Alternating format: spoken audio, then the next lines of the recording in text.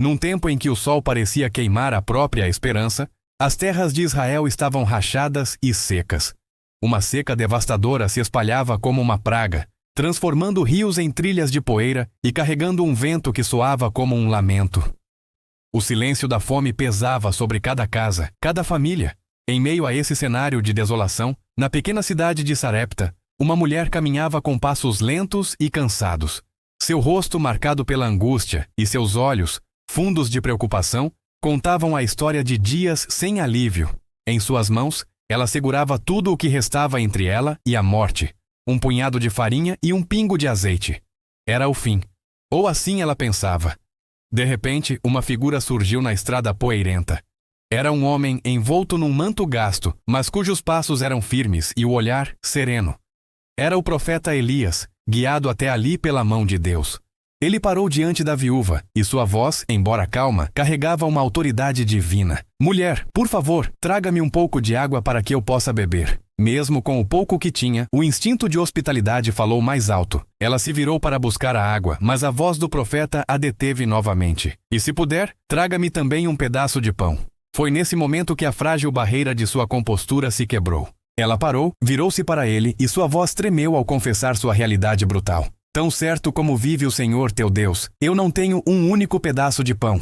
Tenho apenas um punhado de farinha numa panela e um restinho de azeite numa botija. Estava agora mesmo a apanhar 2 gravetos para preparar essa última refeição para mim e para meu filho. Depois disso, só nos resta esperar a morte. Cada palavra era um eco do desespero que a consumia. Era uma sentença final, uma declaração de que toda a esperança havia se esgotado. O profeta Elias, no entanto, não viu o fim. Ele viu o início. Dando um passo à frente, seus olhos brilharam com uma mistura de compaixão e uma fé inabalável. Não tenha medo, disse ele com uma certeza que parecia desafiar a própria realidade. Vá para casa e faça o que disse. Mas primeiro, faça um pequeno bolo para mim e traga-o. Depois, prepare para você e seu filho. Porque assim diz o Senhor, o Deus de Israel. A farinha na panela não se acabará, e o azeite na botija não faltará, até o dia em que o Senhor enviar chuva sobre a terra. A promessa era absurda, ilógica. Como poderia o nada se multiplicar? Como poderia a escassez gerar abundância? A mulher o encarou em silêncio, uma batalha travando-se em seu coração. De um lado, a lógica gritava que aquilo era loucura. Entregar sua última porção de comida a um estranho era assinar sua sentença de morte e a de seu filho. Mas do outro lado, havia algo na voz daquele homem, uma autoridade e uma paz que tocavam um lugar profundo em sua alma. Era a centelha da fé, pequena, quase apagada, mas ainda presente. E contra toda a razão, ela escolheu acreditar. Ela se virou e caminhou de volta para sua casa modesta, o coração dividido entre o medo e uma nova e estranha esperança. Ao chegar em casa, a realidade a confrontou novamente. A panela estava praticamente vazia. Com as mãos trêmulas, ela raspou o fundo, juntando cada grão de farinha. Misturou com as últimas gotas de azeite, acendeu o fogo e assou um pequeno pão. O aroma, que há tanto tempo não enchia sua casa, agora parecia um perfume de milagre. Pela primeira vez em dias, havia o cheiro de alimento, de vida. Com o pão quente nas mãos, ela o levou ao profeta. Ele o aceitou, agradeceu e comeu. Então ela voltou para dentro, o coração apertado, esperando encontrar a panela e a botija completamente vazias. Mas o que ela viu desafiou seus olhos. O fundo da panela, que antes era apenas pó, agora continha mais farinha. A botija, que ela tinha virado para extrair a última gota, agora tinha azeite escorrendo novamente. Ela cobriu a boca com as mãos e lágrimas de choque e gratidão rolaram por seu rosto. O impossível havia acontecido bem ali, na sua cozinha.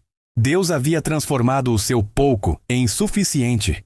E assim foi, dia após dia. A promessa se cumpriu fielmente. A cada manhã havia farinha na panela e azeite na botija. O milagre não foi um evento único, mas uma provisão constante que sustentou aquela pequena família em meio à fome que assolava a nação. A vida, aos poucos, retornou àquela casa. No entanto, a jornada de fé daquela mulher ainda não havia terminado.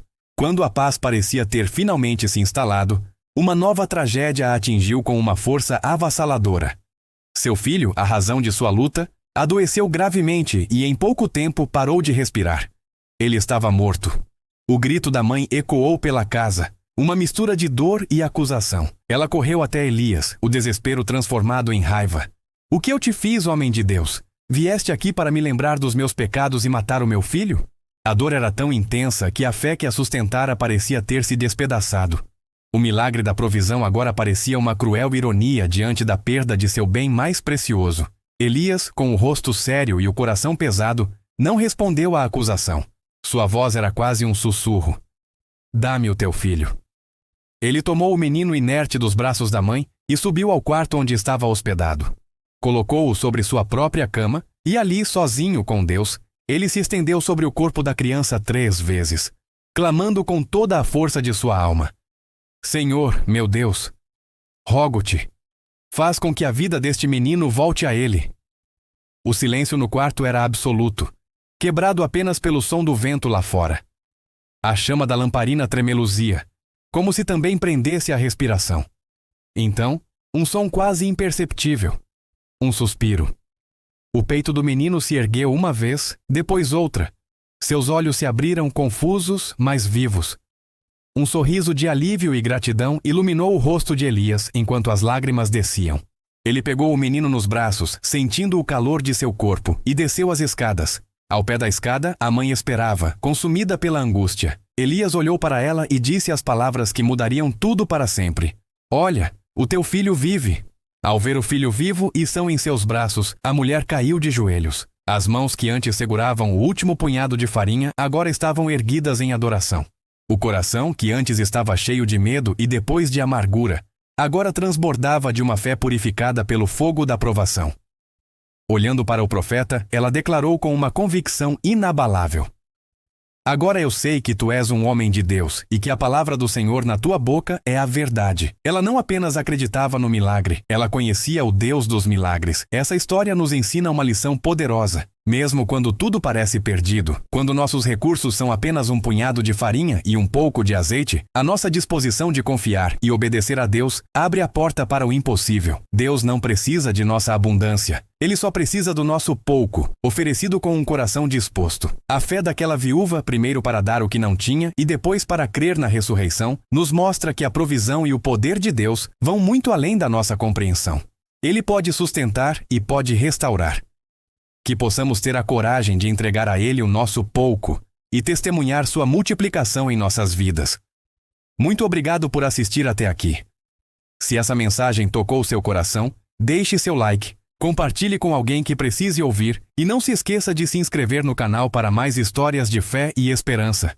Fiquem com Deus e até a próxima.